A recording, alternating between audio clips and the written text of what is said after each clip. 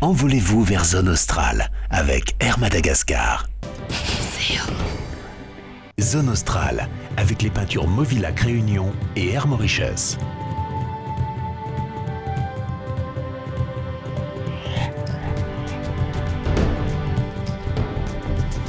Pour cette nouvelle série de reportages à Madagascar, Zone Australe vous fait découvrir Diego Suarez durant 5 semaines. Avec un premier reportage sur l'histoire de la colonisation qui dévoileront les charmes touristiques et naturels de cette splendide région réputée pour la richesse de ses sites naturels. Reportage signé Serge Marisy et Laurent Gilibert. La mer intérieure de Diego Suarez, son calme, loin des intempéries des côtes, font de cet abri naturel un lieu prisé par les navigateurs. C'est au XVIe siècle que l'endroit est découvert tout d'abord par un certain Diego Diaz, navigateur portugais, puis par Fernand Suarez.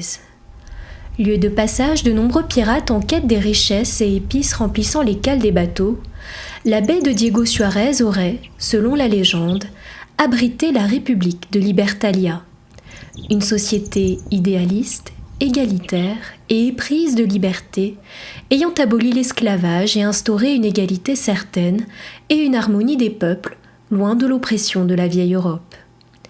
Qu'est-il advenu de Libertalia ? Seule la légende le relate, et les faits historiques, eux, nous ramènent à une réalité bien plus terre-à-terre.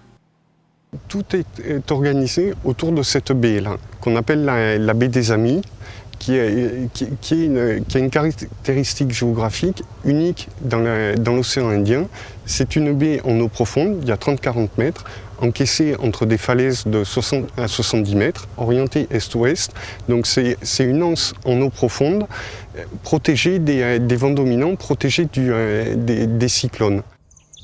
Voyant l'intérêt stratégique d'avoir possession de Diego Suarez, la marine française s'empare de la baie en 1885. Ils ont déjà Nosy-Be. Ils avaient Mayotte. Ils avaient aussi Sainte-Marie. Il lui leur restait un point pour couvrir tout Madagascar. Et évidemment, c'était la baie de Diego Suarez.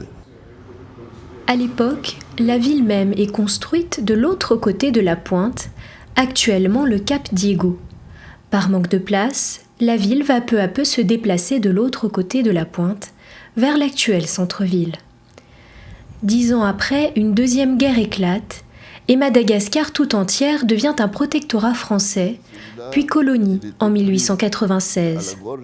Afin d'alimenter les armées, les Français construisent à Diego une usine de conserve de viande. Et ce détail a toute son importance pour l'histoire du peuplement de la ville, car la main-d'œuvre est alors recrutée à La Réunion. Une centaine de Réunionnais ont donc été présents et se sont installés à Joffreville, où il reste encore aujourd'hui des vestiges de maisons créoles. Arrivent aussi à cette époque des flux migratoires provenant de Mayotte, de Nosy-Be et de l'île Sainte-Marie. Les peuples Antakarn et Sakalave étaient alors plus reculés dans les terres. En 1900, le maréchal Joffre amène avec lui 9000 hommes, attirant ainsi les femmes malgaches vers Diego Suarez. La ville Antirangana, c'est-à-dire les lieux où les gens n'ont pas de même race. Alors c'est pour cela que Diego Suarez est là-bas, Antirangana ici. On a baptisé cette ville Antirangana. Ce point hautement stratégique de Diego Suarez est jalousement gardé. Et un système de défense est à l'époque imaginé par le maréchal Joffre, qui fit construire un système de fortification autour de la baie. Et donc comme on peut le voir ici, par exemple avec les canons, tous ces canons-là ont été installés ici par le maréchal Joffre. Avec son arrivée en 1899, c'est lui en fait qui a construit toutes les fortifications pour protéger justement la baie de Diego Suarez. Et en plus, tous les bateaux, comme on le sait, donc pour aller sur Diego Suarez, ils sont obligés de passer par cette baie-là. Cet ensemble est défendu contre la mer par 3 ensembles de batteries de canons qui constituent une première ligne qui défend les abords de la passe, qui crée un espace vital pour permettre aux bateaux d'entrer et sortir. Une deuxième ligne qui verrouille la passe, donc qui ferme la porte. Une troisième ligne qui est à l'intérieur de la baie. À l'époque, la ville était beaucoup... Tout cet ensemble, de la base navale aux défenses maritimes, est protégé par un ensemble de forts, reliés par des tranchées. S'alliant au peuple des plateaux, les Français avancent dans les terres, profitant de rivalités entre tribus pour s'installer. La baie de Diego restera un atout stratégique convoité jusqu'à la Seconde Guerre mondiale. Français et Anglais se sont battus afin d'établir la souveraineté de ce point névralgique. Sous le régime de Vichy, Madagascar étant française, il fallait à tout prix empêcher les Anglais d'accoster. Les Anglais décident alors de rentrer par la baie du Courrier, plus à l'ouest, plutôt que de passer par la passe, marquant le début des affrontements. De cette guerre, il ne reste aujourd'hui que les vestiges, plus ou moins bien entretenus selon le côté de la route. Côté anglais, une pelouse tondue au centimètre près, et côté français, des souvenirs et des tombes laissées à l'abandon. C'est très important pour nous et nous tenons à garder les archives de ces soldats, car il y a des membres de leur famille qui peuvent venir se recueillir ici.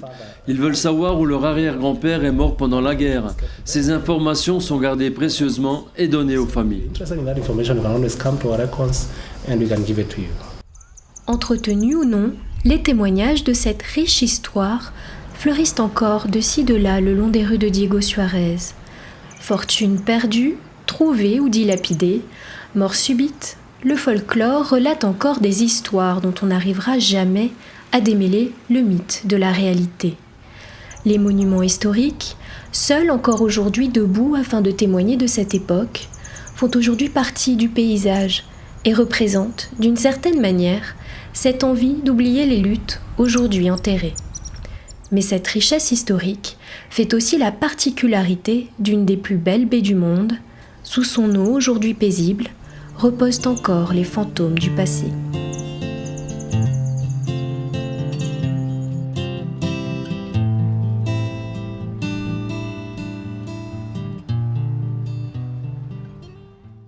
La semaine prochaine, Zone Australe poursuit son voyage dans la région de Diego Suarez pour partir en randonnée dans les tsang de Langkar et en planche à voile sur la baie d'Emeraude.